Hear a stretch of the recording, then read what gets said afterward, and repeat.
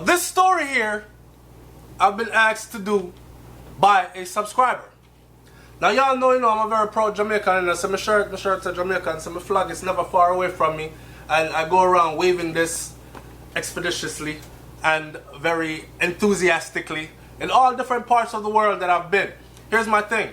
I'm very big on representing this right here in an intellectual and a very well-rounded way, with manners and respect, as I call it, so that people don't judge us by just the wrongdoers from where we're from. They see someone like me and they say, okay, so they're not all boogayagas. Well, they don't use the word boogayaga, but you don't know what I mean already. Anyway, one of my subscribers said, SouFlo, you need to do a video on this. Have you ever experienced racism in the USA?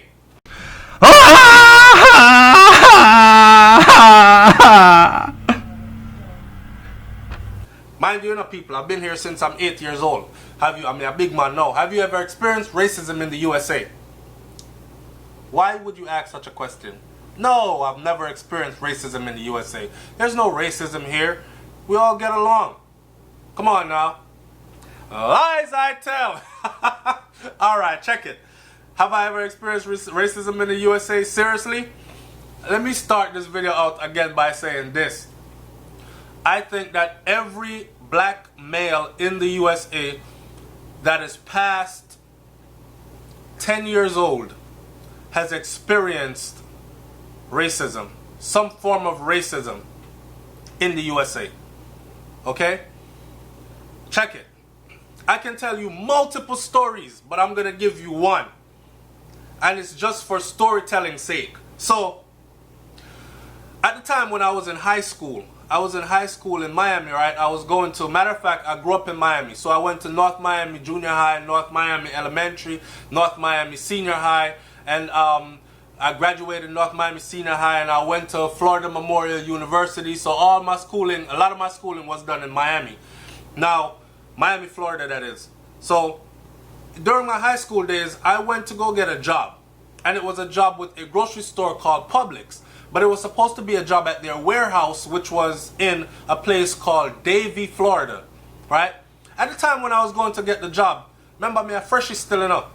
So at the time when I was going to get the job, I was about 15, and one of my friends of a different persuasion said, oh, dude, you're going to Davie? They don't like your kind in Davie. And I was so oblivious, because I'm thinking, Lord, I come from Jamaica. I always say, but the thing is, I left Jamaica so young, I didn't really relate to no. And plus, my family is very mixed. We have white people in our family, and we have Asian type persuasion in our family, right? And we have Indian in our family. Like, we really mix up. A true blended pot Jamaican family, my family is. So I didn't think of any of that, and I was very oblivious. And plus, in my household, no one clued me in to these things as a young black man in America. So my first thing was a white student from my school said, dude, you're going there to Davie? They don't like your kind up there. I didn't think much of it. I took a bus, okay, me and my cousin. My cousin was here in the United States on a basketball scholarship from, big up Richard, on a basketball scholarship from Canada. Ontario, Canada he was from. Or was it Quebec? Quebec, French-speaking Canada. So he came over on a basketball scholarship at Florida Memorial University, and he followed me to this job interview that had been set up. So I get to this place now, I do my job interview and everything, and then I'm coming back home now. Mind you, I'm dressed for a job interview, so I have on a nice dress shirt, slacks, shirt tucked in, neat and everything, my tie on and all that, and I have a book bag with all my stuff in it, and my cousin was dressed the same. We weren't dressed like pants hanging off your ass, unkept looking, and no reason for anyone to be suspicious or think, because stereotypically they think a certain look means a certain thing. Let's not go behind or around that. So I'm there dressed a certain way. I'm coming from my job interview, and we stop at a bus stop. We walk down from the Publix warehouse place, corporate office, to the bus stop. Got to the bus stop, and first thing I saw was this car, a truck rather, a black pickup truck with a big rebel flag in it. hanging off the back. Long pole, big flag, just flapping in the wind. and they came down the street. You could hear the screams and just one ruckus coming from the vehicle as they're coming down the street, and it burnt tires right when it got right around where we were at the bus stop. Boom! And flew off. And my cousin was like, what the hell was that? And I said, I don't know. But instantly, I remember what the person said to me at school. The little white kid said to me at school, you going up there? They don't like your kind there. And I thought, oh shit, because I noticed that in the vehicle, it was all white people. And the rebel flag was flying on the back, which a lot of people tried to say it's not associated with. But me growing up in the South in the United States of America, it has always been associated with racism. Okay? Now, that vehicle went down the street full speed, came back up and picked up speed like hell when they were coming back up. And I heard these words for the first time. Go home, nigger. And I was shocked. I was about 15 years old when that first happened. My cousin, who was, I believe, 18, that was his deciding factor to leave the United States and go back to Canada. Mind you, he was here on a full ride scholarship, full basketball academic scholarship, and he left. He did leave. He couldn't take it anymore. He was shook the whole time we rode back from Davie all the way down into Miami, back home. And he said, actually at the time I was living in Miramar, and he said, which is in Broward County, he said, damn, cuz I've never seen or experienced anything like that. Was that real? He kept asking, was that real? And to me, this was very real. So yes, I have experienced racism in the United States of America before. Not just subtle, and I've experienced it many times subtle, where people close their bags and turn away from you when they see you coming down the street, or act as if you're going to rob them, or you go somewhere. I've filled out job applications before, and when I turned up for the job, one person, a white man, was blatant, and he said these words. You don't look like a, I'm not going to say my government name here, but say Junior Smith or Stephen Smith. And he goes, you don't look like a Stephen Smith. You definitely didn't sound like a Stephen Smith on the phone. And I was thinking to myself, well, damn, if I had sounded like whatever the typical black name is, I might not have even been called in for this interview. Now, mind you, I got called in for an interview that was quite a bus ride away from my home. And I went to the interview, and after being told that I did not sound like on the phone, and I definitely don't look like a Stephen Smith in person, conducted the interview, went home, got no phone calls back from them. Me being who I am, followed up, hey, I did an interview there 2 weeks ago. I'm just calling to find out the status of the interview. The position has been filled. Sorry no one called you, but yeah, the position has been filled. Thank you, bye, click, hung up on me. Right? So I can go on and on and on and on about the amount of times that I've experienced racism.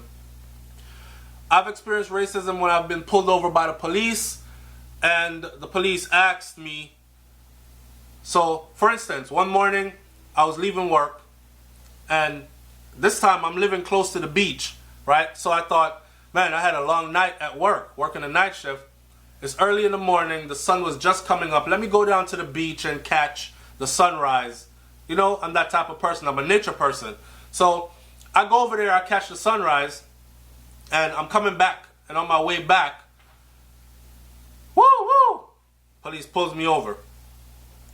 Police pulls me over, and I'm sitting there on the side of the road, and I already know all the protocols at this time because this is years later. So I made sure when I stopped, I turned my vehicle off, take the key out the ignition, throw it on the dashboard. It's sad that black men have to go through all this. I've even seen a video recently where two black men in a car, they travel with handcuffs. And what they did, they both handcuffed themselves to their own steering wheel and stayed there like this. And the police was like, well, how come you're handcuffed to the steering wheel? They said, because I don't want you guys shooting us up and then saying they were reaching for something. Our driver's license are on us. They're in the glove compartment. Our vehicle is straight. Registration, everything is straight. Insurance, everything is straight. You can go through the vehicle. You can search it. You can get out all those papers, everything. The white police officer kept asking, so what? But why are you handcuffed to the steering wheel? The guys kept saying, because I don't want you guys to say reach for your driver's license, then we reach, or we shot because they were reaching for something and we were in fear, or we saw them throwing stuff out the car or hiding contraband somewhere in the vehicle, and they friggin' handcuffed themselves. So that's the kind of life that we do have to live here. When we're pulled over by white police officers, like I told you, this police officer said to me, they're cutting the grass outside. This police officer said to me, is this vehicle yours? I said, yes.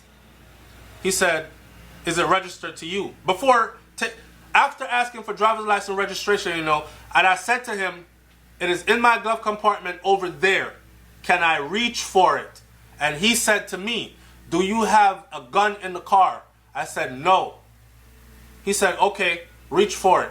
So I reached over like this with one hand up here still, opened the glove compartment, took out my driver's license, registration, ID, gave it to him, kept my hands back right up here where they could see him. Totally unfair, because I don't want to be shot. And he said, is this vehicle yours? Goes to his vehicle, runs my information, comes back. Mind you, I have my decal on the back of the car that says U.S. Army Infantry Combat Veteran, Iraqi War Veteran, stuff like that. At the time, I didn't have a military plate yet. He came back and he said, you don't live in this area. What are you doing over here? Mind you, the beach side has the multi-million-dollar homes over there.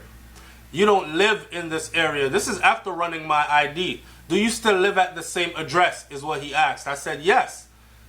Mind you again, if you have a driver's license and it doesn't have the right address on it, you could be in trouble as well. Yes, I still live at the same address that's on my driver's license I just gave you. Okay, if this is your address, what are you doing over here? I said, I just got off work. Now I find myself explaining to this man and answering questions that I should not be answering on the side of the road for a simple traffic stop, right? I just got off work and I thought I'd just go down and catch the sunrise. This is what he was saying. Okay, so when I'm sitting there and I'm thinking, do you mind me ask you, I actually said to him, do you mind me asking what was I pulled over for? He said, you were pulled over because your tail light was not working. I said, do you mind if I get out and look? Because the last time I checked, and I just left the place where I work at, it was working fine. If it's not working, it might have blew out on the way here. He said, sure, get out and look. So I got out and looked. My tail light was fine. He said, well, when I pulled you over, it wasn't working. I said, okay, maybe there's a shortage. Me trying to make up excuses for him pulling me over. I said, okay, maybe there was a shortage in there somewhere. And he goes, yeah, you need to get that looked at. I said, all right, I will. I'll get it fixed. He goes, oh, and by the way, you were swerving. You weren't staying in your lane. That's the main reason why I pulled you over. I said, this mother... So it's the tail light, but the tail light's working now, so I wasn't staying in my lane. And I started to argue with him. I almost said, but I actually did say, but I was in my, and he goes, you weren't, you were swerving. And I said, okay, I probably was. Maybe I'm a little tired, I need to get home. And I think my vehicle probably needs a front end alignment or something. Again, me making excuses for this man pulling me over for no damn reason other than I'm black in a white area where multi-million-dollar homes are at a time early in the morning where he thinks I should not be there.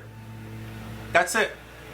So, yes, I have experienced racism in the United States of America, and I can go on and on and on, but I'll just leave you with those two stories.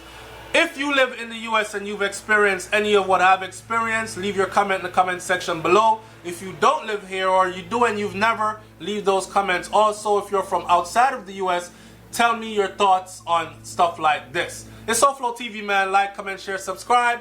I'm up out of here. Peace.